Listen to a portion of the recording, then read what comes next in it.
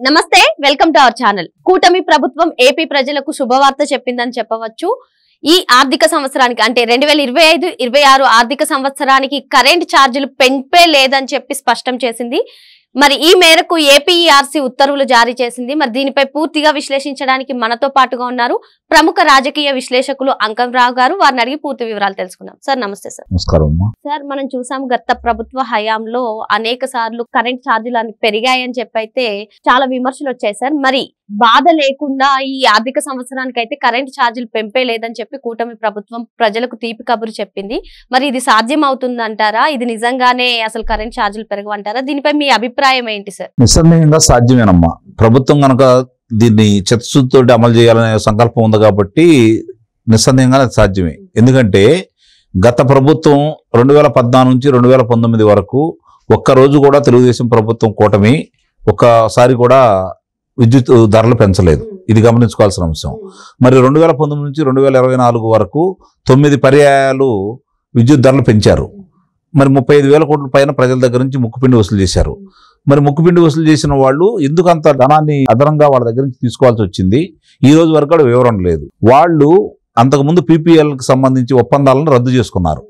అది కేంద్రం కూడా మొత్తుకుంది, మీరు అలా చెయ్యొద్దు, ఇది మంచి పద్ధతి కాదు, విదేశాలకు సంబంధించిన వాళ్ళు కూడా ఉన్నారు దీంట్లో, మనకు చెడ్డ పేరు వస్తుందని చెప్పినా కూడా వీళ్ళు ఒప్పుకోకుండా వాటిని రద్దు చేయడం కూడా జరిగింది.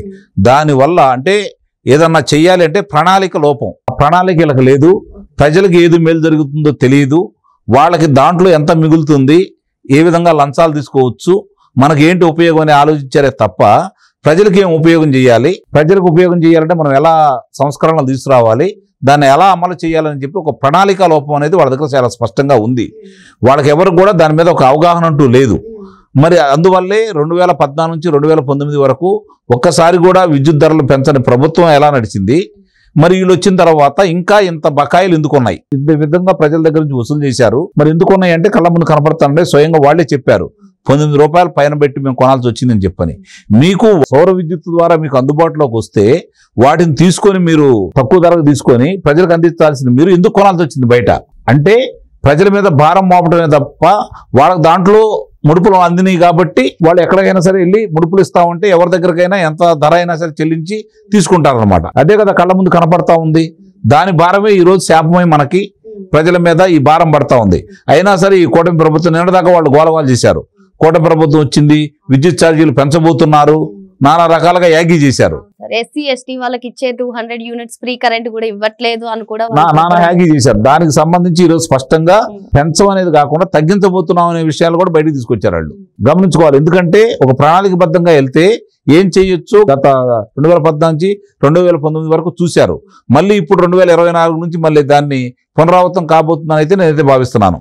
ప్రజల మీద భారం పడకుండా ప్రజలకి నాణ్యమైన విద్యుత్ అందిస్తూ ప్రజల అవసరాలకు అనుగుణంగా అలాగే పారిశ్రామిక అవసరాలకు అనుగుణంగా విద్యుత్ ఉత్పత్తి ఎలా చేయాలో ఈరోజు చాలా స్పష్టంగా ఈ ప్రభుత్వానికి తెలుసు. దానికి సంబంధించినంత వరకు ఆ రోజు కేంద్ర ప్రభుత్వం 2024 ఫిబ్రవరిలో 9వ తారీఖు నాడు ఒక నిర్ణయం అంటూ తీసుకుంది.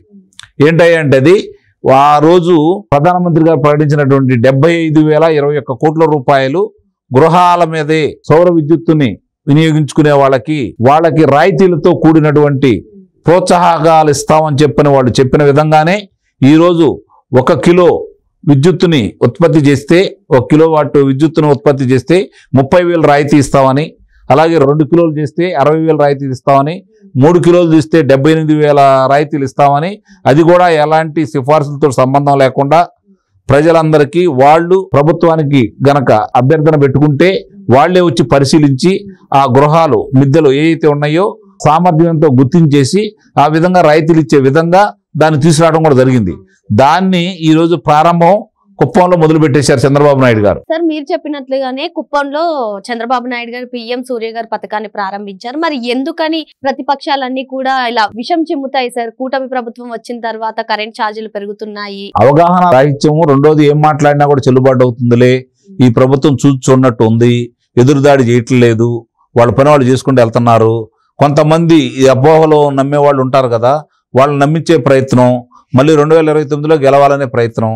కాబట్టి ఇక్కడ గమనించుకోవాల్సిన అవసరం ఏంటంటే ఆ ప్రభుత్వం అయినా ఈ ప్రభుత్వం అయినా ప్రజలకి ఎవరు మేలు చేస్తున్నారో ఒక అంచనాకు వచ్చారు వీళ్ళు. 2014 నుంచి 2019 వరకు తెలుగుదేశం కూటమి ప్రభుత్వం ఎలా ఉంది, 2019 నుంచి 2024 వరకు జగన్మోహన్ రెడ్డి చేసిన పరిపాలన ఎలా ఉంది స్పష్టంగా ప్రజలకు అర్థమైన తర్వాత వీళ్ళని 164 స్థానాలు లేకుండా 151 స్థానాల నుంచి 11 స్థానాలకే పరిమితం చేశారు. రాజధాని లేని ఉదంతం ఒకటి, ప్రజల మీద భారం మోపిన ఉదంతం ఒకటి ప్రజలకు క్షుణ్ణంగా గమనించారు కాబట్టి చాలా స్పష్టంగా వాళ్ళకి ఇంటికి పంపించడం కూడా జరిగింది. కాబట్టి ఎట్టి పరిస్థితుల్లో కూడా వాళ్ళు ఎన్ని తలకిందులుగా తపస్సు చేసినా, వీళ్ళు మీద ఎన్ని అభియోగాలు మోపినా వాళ్ళకి మళ్ళీ తిరిగి అధికారం అప్పచెప్పరు. ఎందుకంటే వాళ్ళు భయపెట్టారు జనాల్ని, బాధ పెట్టారు జనాల్ని. కళ్ళలో కూడా వైఎస్ఆర్సీపీ పేరు కనుక వినపడితే ఉలిక్కిపడి లేచేలా చేశారు వాళ్ళు. కాబట్టి ప్రజలు తిరిగి మళ్ళీ వాళ్ళు ఏం చేసినా కూడా ఆ పార్టీకి కానీ ఆ వ్యక్తులకు కానీ అధికారం అప్పచెప్పే ప్రశ్న అయితే ఉండదు అని చెప్పని ఈ కూటమి ప్రభుత్వం కూడా దాన్ని అలుసుగా తీసుకోకుండా జరుగుతున్న లోపాలు ఏమైనా ఉంటే గమనించుకొని ఎవరైనా చెబితే దాన్ని దృష్టిలో పెట్టుకొని సవరించుకొని ముందుకు గనక వెళ్తే ప్రజలు ఈ కూటమి అవసరం ఏందో ప్రజలు గుర్తించారు. ఈ కూటమి కూడా 10-15 సంవత్సరాల అధికారంలో ఉంటే తప్ప రాష్ట్రం గాడిలో పడదు. యువతీ యువకులకి ఉద్యోగ అవకాశాలు రావు. పరిశ్రమలు రావాలి అంటే వాళ్ళకు కూడా ఒక నమ్మకం ఏర్పరిచే విధంగా ఈ కూటమి పెద్దలు ప్రయత్నించాలని ఆ దిశగా వెళ్తున్నారని అయితే భావిస్తున్నాము. ప్రయత్నించాలని అయితే మీ ద్వారా నేను కూటమి పెద్దలకు మనవి చేసుకుంటా ఉన్నాను. మొత్తానికి ప్రభుత్వ నిర్ణయం తీసుకుంటే ఈ ఆర్థిక సంవత్సరానికి గాను కరెంట్ ఛార్జీలు పెంపు జరగదని చెప్పి సార్ చెప్తున్నారు. Thank you sir.